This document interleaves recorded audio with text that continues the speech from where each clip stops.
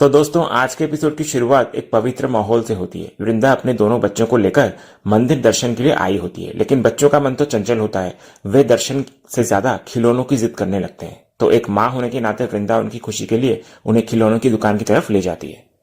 तभी दूसरी तरफ उसी मंदिर के दूसरे कोने में तुलसी भगवान की मूर्ति के सामने हाथ जोड़े खड़ी होती है। उसकी आंखों में एक अजीब सी कश्मकश होती है। वो ईश्वर से संवाद करती है कि जिस शहर और जिन रिश्तों को वो हमेशा के लिए पीछे छोड़ चुकी थी, आज मजबूरी उसे वापस यहीं खींच लाई है। वो अपने लिए नहीं बल्कि उन बच्चियों के भविष्य और एग्जीबिशन की सफलता के लिए दुआ मांगती है। साथ ही उसके दिल में एक डर भी होता है। वो डर उस परिवार से सामना होने का, जिसे वो भुलाने की कोशिश कर रही है। वो माधव जी से सिर्फ हिम्मत मांगती है ताकि वो बिना टूटे अपना काम पूरा करके सम्मान के साथ वापस लौट सके। इधर तुलसी की प्रार्थना अभी पूरी भी नहीं हुई होती कि पीछे से एक गूंजती हुई आवाज आती है कि तथास्तु। तो तुलसी हैरान होकर पीछे मुड़ती है। नजारा ऐसा होता है मानो साक्षात बाल गोपाल धरती पर आ गए हैं। वृंदा का बेटा अक्षय श्री कृष्ण की वेशभूषा में हाथ में बांसुरी लिए खड़ा होता है और उसके साथ उसकी बहन माधवी भी होती है।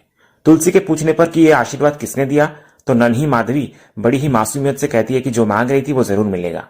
इधर बातचीत शुरू होती है और बच्चे अपना परिचय देते हैं। यहाँ एक बहुत ही दिलचस्प पल आता है जहां माधवी मराठी लहजे में बात करती है जबकि अक्षय गुजराती में।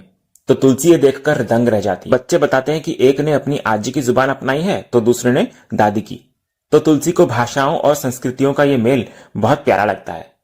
इसके बाद तुलसी उन नन्हे बच्चों से आशीर्वाद मांगती है तो अक्षय और माधवी बड़ों की तरह तुलसी के सिर पर हाथ रखकर फिर से तथास्तु कहते हैं। इसके बाद तुलसी माधवी को अपनी गोद में बिठा लेती है। जब बच्ची पूछती है कि बड़े लोग भगवान से क्या मांगते हैं, तो तुलसी बहुत ही खूबसूरती से समझाती है कि हम बड़ों को सिर्फ बच्चों की खुशी और उनके अच्छे संस्कार चाहिए होते हैं। इधर बातों बातों में तुलसी उन बच्चों के माता पिता की तारीफ किए बिना भी नहीं रह पाती। वो महसूस करती है कि इन बच्चों की परवरिश बहुत ही बेहतरीन तरीके से हुई है। वो उन्हें आशीर्वाद देती है कि वे और उनके माता पिता हमेशा खुश रहें। तुलसी अनजाने में ही अपने ही परिवार के बच्चों और उनकी परवरिश को दुआएं दे रही होती है, ये जाने बिना कि वे कौन है। फिर अंत में तुलसी को जाने की जल्दी होती है तो बच्चों को अकेले न घूमने और एक दूसरे का हाथ थामे रहने की सलाह देती है। जाने से पहले जब बच्चे बाय कहते हैं तो तुलसी उन्हें रोकती है और एक अंतिम सीख देती है। वो उनसे कहती है कि बाय नहीं बल्कि जय श्री कृष्ण बोलना चाहिए। तो बच्चे तुरंत अपनी गलती सुधारते हैं और मुस्कुराते हुए जय श्री कृष्ण बोलते हैं। तो तुलसी वहां से चली जाती है, इस बात से बेखबर कि आज उसने किन से मुलाकात की है। दूसरी तरफ एपिसोड आगे बढ़ता है एग्जीबिशन के तनावपूर्ण माहौल की तरफ, जहां एक और मिहिर मखाने का लुत्फ उठाते हुए नॉयना की खिल्ली उड़ा रहा होता है। वहीं ऋतिक क्लाइंट्स के न आने से बेहद परेशान होता है।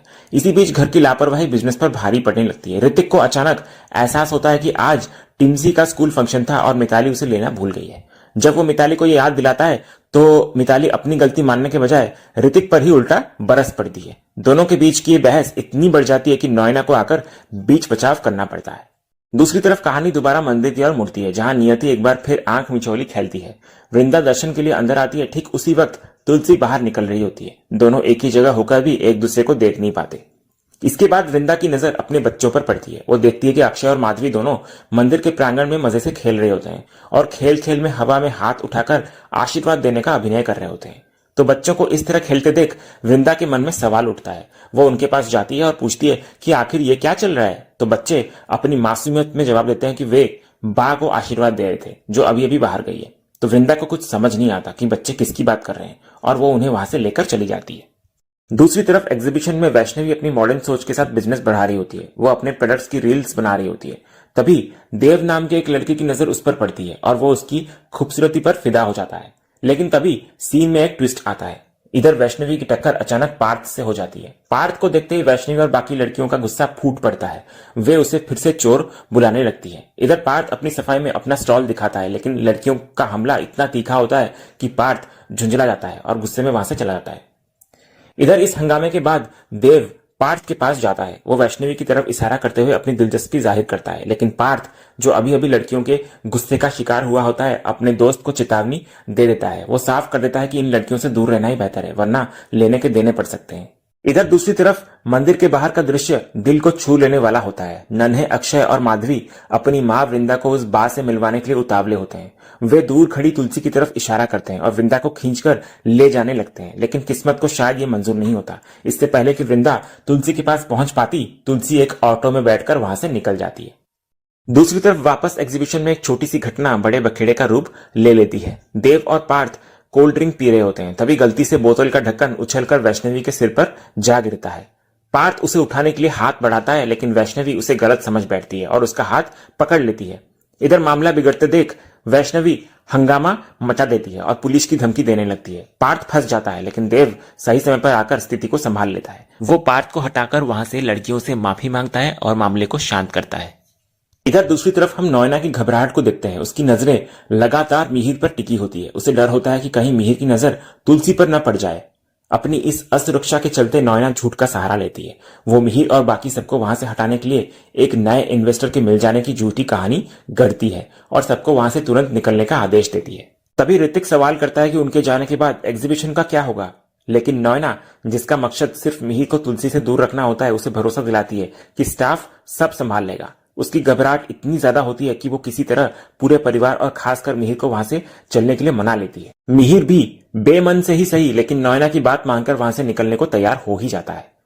दूसरी तरफ एक बेहद रोमांचक पल आता है। एक तरफ तुलसी लिफ्ट का इंतजार कर रही होती है और दूसरी तरफ नॉयना पूरे परिवार के साथ उसी लिफ्ट की तरफ बढ़ रही होती है। लेकिन किस्मत को आज भी इनका मिलना मंजूर नहीं होता। लिफ्ट में पहले से सामान होने के कारण तुलसी उसमें नहीं चढ़ती और रुक जाती है।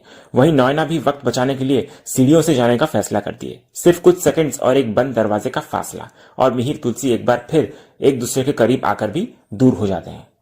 इधर परिवार के जाने के बाद तुलसी अपने स्टॉल पर पहुंचती है। भीड़ में उसे कोई देख नहीं पाता। अपनी बच्चियों को मेहनत करता देख तुलसी के चेहरे पर संतोष की मुस्कान आ जाती है। वो मन ही मन ईश्वर से प्रार्थना करती है कि अब तक उन्होंने सब कुछ संभाला है तो आगे की लाज भी वही रखेंगे। इधर तभी अचानक तुलसी की नजर सामने वाले स्टॉल पर पड़ती है। वहां लिखा नाम वीरानी उसकी रूह को झकझोर देता है। वो सिर्फ एक नाम नहीं बल्कि उसके अतीत का वो हिस्सा होता है जिसे वो पीछे छोड़ आई थी। उस स्टॉल को देखते ही तुलसी का सब्र टूट जाता है। उसकी आंखों से आंसुओं का सैलाब बह निकलता है। उसे मिहिर का वो धोखा और अलगाव का वो दर्दनाक मंजर याद आने लगता है जिसने उसकी दुनिया बदल दी थी।